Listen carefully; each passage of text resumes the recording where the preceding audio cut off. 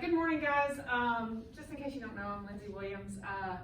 Last week or 2 weeks ago, I passed out a climate survey. We're just going to go over the results today.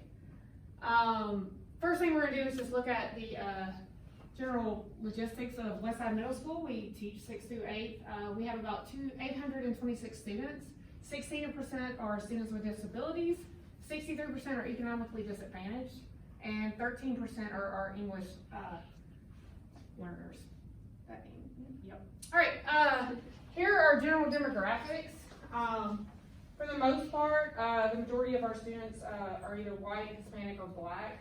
We do have some multiracial and some Asian students, but this is the general idea.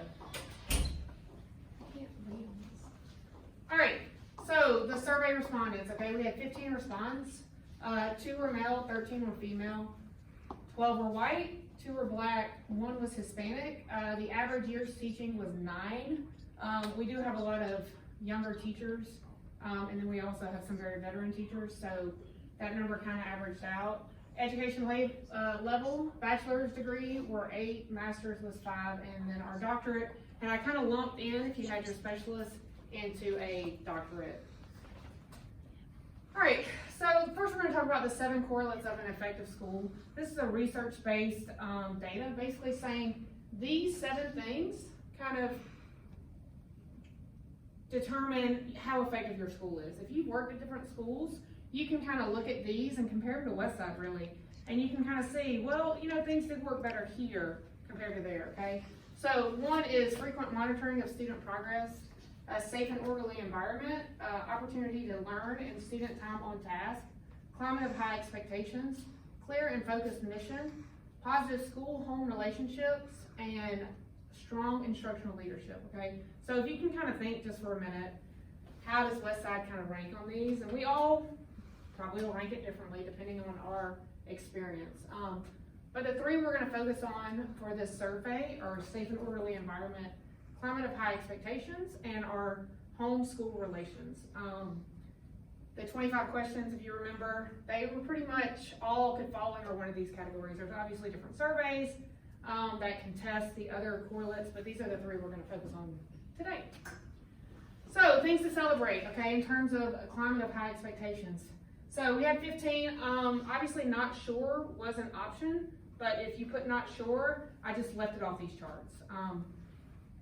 I took it as you either didn't have experience with it or you just didn't know. Some of the questions, you know, especially for our newer teachers, you might not know the answers to. So students at this school are capable of high achievement on standardized tests. Again, so 14 out of 15 of us thought, yes, they can agree, okay?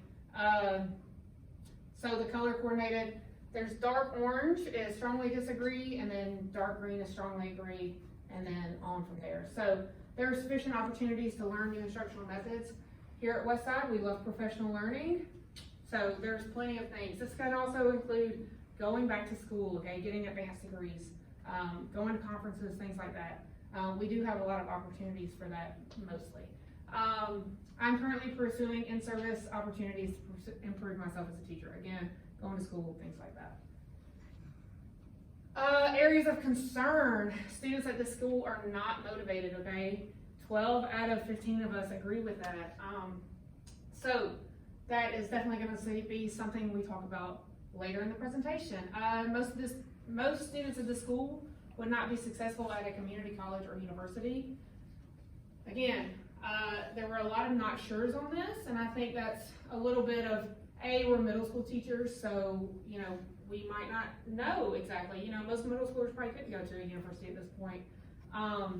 But, you know, I think this is also still an area of concern, and we're going to talk about that too. So, safe and orderly environment. This one, I think, is something that I would consider like your morale.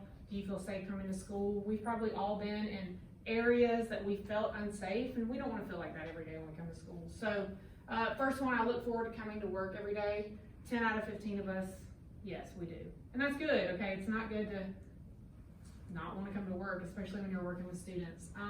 I respect the students, 15% of us, or all of us, 15 out of 15, think we actually respect our students.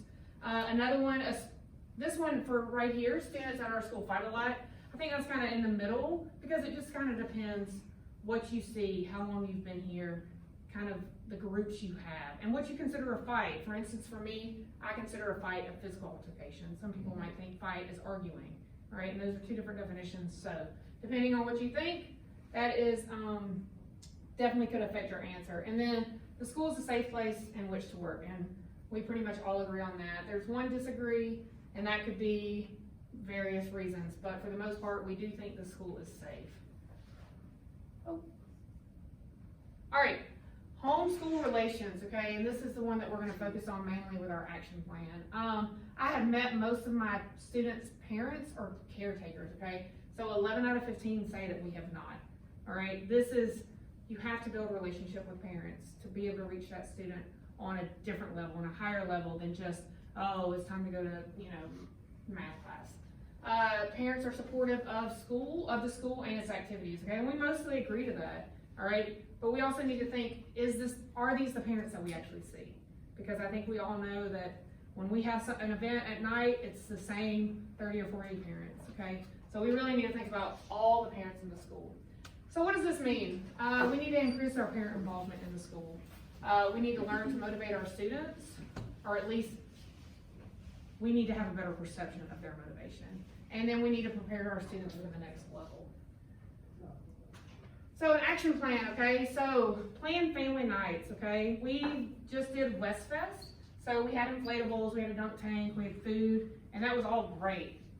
But the concern with that is how many of us actually spoke to parents at that? We saw parents, and we talked to each other as teachers and staff, but did we actually talk to the parents? Did we get to know the parents better? And I think most of us would say no, we didn't. And then the next we can do like family dinners. I've been in schools where we would do potlucks. All the teachers would bring a dish, we'd invite the parents in.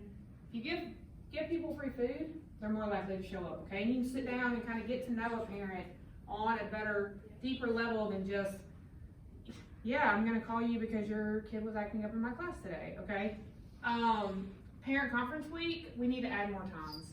And I know parent conference week can be stressful, but when we end conferences at 3:30, like, that's not gonna be a big chunk of parents that can make that. With that, you get the stay-at-home moms and, you know, the people who own their own businesses, and we have to reach more, okay? You have to reach more parents, you have to get more connected to the parents. The last thing I thought about is, and this is not going to be popular, but is to add a parent contact checklist. First 2 weeks of school, you've got to contact every parent. And because we need to contact those parents before their kids failing our class, before they become behavior issues, okay? And kind of make that connection, okay? Because I think the majority of parents that we talk to are either the major behavior issues, and then we talk to the kids, parents who are doing really well. When we have parent conference week, you know, the parents that show up are the kids that are gifted and are doing really well, you know? But we need to talk to that big chunk of not the 10% that are behavior issues and not the 10 or 15% that are gifted, but that big chunk in the middle of the average kid who doesn't get in trouble, okay? But we still have to foster that relationship with their parents. Increase college and career readiness on the school level. I think we should bring in guest speakers to talk about careers, talk about what's next. A lot of our kids don't even think about next year, much less high school and then beyond. But if we get speakers in, they can talk about their careers, what classes they took in college and high school to prepare themselves for that career. I know we do it with the 8th graders, but I think if we brought them in throughout the year, because I know when we bring them in with 8th graders, it's all clumped into one, it's like 3 days in a row, and the kids have lost interest. I think spreading them out throughout the year would actually get the kids to pay attention more and actually be more reflective when they think about these guest speakers. And on the district level, obviously we have our Sims Career Academy. I think here at Westside we can do a better job of educating our students of exactly what Sims is. Again, it's like this career guest speakers. They come in a rush, it's 10 minutes at a time, and the kids aren't paying attention. If we can spread it out, maybe get the kids more engaged in that, because that is a great opportunity that we have inside our county. And then obviously next year we're opening a Barrow Arts and Science Academy, which actually could affect our current 7th graders and 8th graders this year because they will be allowed to go as 8th graders. So I think we just need to educate them on what these programs are and how important they are and what an asset it is to be in Barrow County and to have these opportunities, because a lot of counties don't have these opportunities, and they, you know, you're going to go to your regular high school and that's what you're going to do. But these career academies are definitely top of the line. So, and then the last motivate students. We do have incentives like How Time and things like that. I think in terms of academic, because PBIS is more behavioral, in terms of motivating them academically, we give the MAT test 3 times. There's no reason why fall to winter, if we see growth, whether you're in the bottom 30% or the top 30%, we see growth, you get a reward.